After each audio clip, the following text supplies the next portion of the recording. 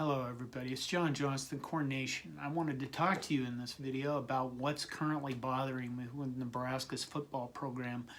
Well, I'll be more direct and to the point. It's what's bothering me about Scott Frost. Look at our defense. I want to start with our defense. You look at our defense is playing really well.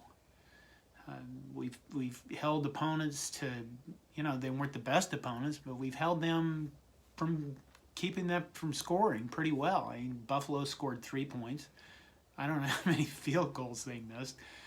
Fordham scored 7. Regardless of the competition, normally teams are scoring more than that. Our defense is getting takeaways. They're making plays.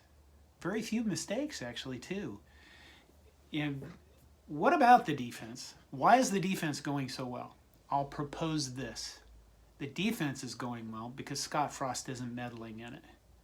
He's letting Eric Chinander do his job as a defensive coordinator, letting him pick the players he wants to put on the field, the defense he wants to call. Whatever game plan he's coming up with is working so far. We're going to play Oklahoma this week. We're a 23-point dog.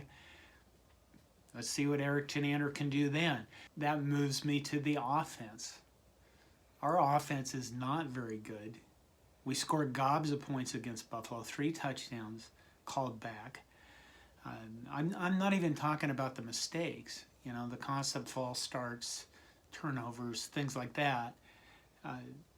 What is our offense actually supposed to be doing? Because I don't know. And I hate to bring up the identity word, but it kind of fits here. And I don't like to bring it up because when you say identity to Nebraska football fans, they go, triple option. We should be running the triple option. We need a fullback. And we don't need a fullback. We don't. I'll try to explain this, okay? When you take a fullback and put him in the backfield, I don't care if he's in the eye or what. All you're doing is adding one more guy in a condensed space that the defense can load the box against even more. Our offensive line isn't getting push. They're not getting drive. They're not coming off the ball. Their pad level's too high. Adding a fullback in the backfield, it'd just be like running into a wall. It would do nothing for us. And honestly, if you can't understand, then I can't help you. You're just being closed-minded. Put it this way. What would you rather run the triple option with? Adrian Martinez, Xavier Betts coming across the field in a jet sweep type pattern because that's kind of an option. And I don't know. Pick one of the 4 running backs we seem to be putting in the backfield. Would you rather run option plays with those guys? Because I would without a fullback. A fullback is just dumb here. We have seen more option from Scott Frost probably in the last 2 weeks. Is that what we're going to do? Because I'm not against it. I think it's a decent option. I think Adrian Martinez could perform well in it. So could Logan Smothers. So could our running backs. And we've seen that happen. There's a nice pitch play from Logan Smothers to, who was it, Sevian Morrison, Gabe Irvin, I don't remember, that was called back. It was a nice play. Are we going to do that? Are we going to run just inside zone and outside zone over and over, hoping our offensive line someday gets their shit together, gets off the ball, and actually plays with some energy? Are we going to do what Frank Solich did years ago? Are we going to have a quarterback-based run game? I never cared for Frank Solich offense. Eric Crouch excelled in it, but other than that, no. We're not running the offense that Scott Frost ran at UCF. In fact, we don't really seem to be running any offense whatsoever, and that's where the identity problem comes in. I have to wonder if it's because, Scott Frost is just distracted, or he's not capable of delegating to his actual person he's paying a lot of money to be the offensive coordinator, Matt Lubick. And there's some problems here. Number one, Scott Frost said he wants a roster size of 150 people. That's a lot. That's a lot of people to manage. I know that that's what we did before, and I know what it takes to be successful. It's really cute.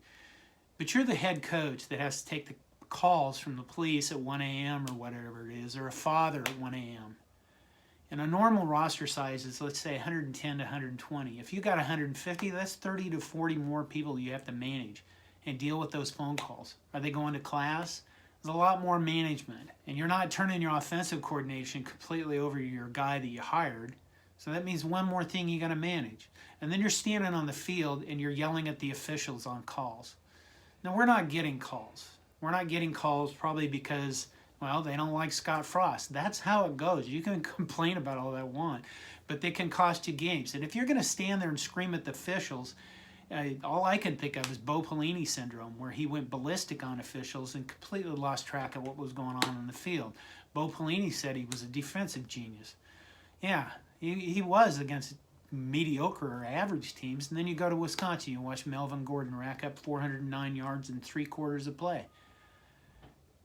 I don't need to change. I know what I'm doing. That was Bo Pelini's line. Okay, you know, Scott, if you're gonna manage the entire roster, which you probably are, if you're gonna manage the referees, the officials, who's managing the offensive coordination if you're not turning it over to the guy that's actually paid to do it? This is a big problem for me. You're going to need to learn how to delegate. And I think that's probably the number one problem I see right now with Nebraska football. That's the number one problem I see with Nebraska football right now. I've seen people complain about Mario Verduzco. He needs to be fired. He can't develop quarterbacks. Okay, we have a data point of exactly one Adrian Martinez. We haven't really seen Logan Smothers play at all. And if you look at how Scott Frost is not letting go of the offense, does that mean he's also not letting go of the quarterback? So you're just going to fire Mario Verduzco for not doing his job when Scott Frost isn't letting him do his job? Is all this pure speculation? Yeah, it kind of is. I'd like to know what you think about it. Here's what I'd like. I'd like your honest-to-God actual input on what the points I've made. I know you can go, well, you're not a coach. You're not being paid. You don't know. You never played college football. And you'd be right. But those aren't exactly points to be made about what I've said, that Scott Frost needs to delegate. And here's the thing. Scott Frost could get us to a bowl game this year because the Big Ten West is just a mess. I mean, it's a really crappy division. You're looking at Wisconsin is not a juggernaut. Iowa's ranked number 5 in the nation, and their offense is bloody terrible. There's no Minnesota lost Mo. They're struggling. You know, the division's kind of there for the taking if we can figure our shit out. So we might make a bowl, and Trev Alberts might go, well, it's incremental progress. But I really honestly believe that Scott Frost is never going to be the coach we want him to be unless he learns how to be a head coach. And the big part of that is learning how to lead. And a part of that is learning how to delegate. And if he can't make that adjustment, we're just lingering on with this sooner or later until we have to fire him for never being the coach that we want him to be. That's where I'm at right now. I wish you'd subscribe to our channel, support us, subscribe to our podcasts, but give me some feedback. I'd like to know your positions on this. Take care of yourself. Go Big Red.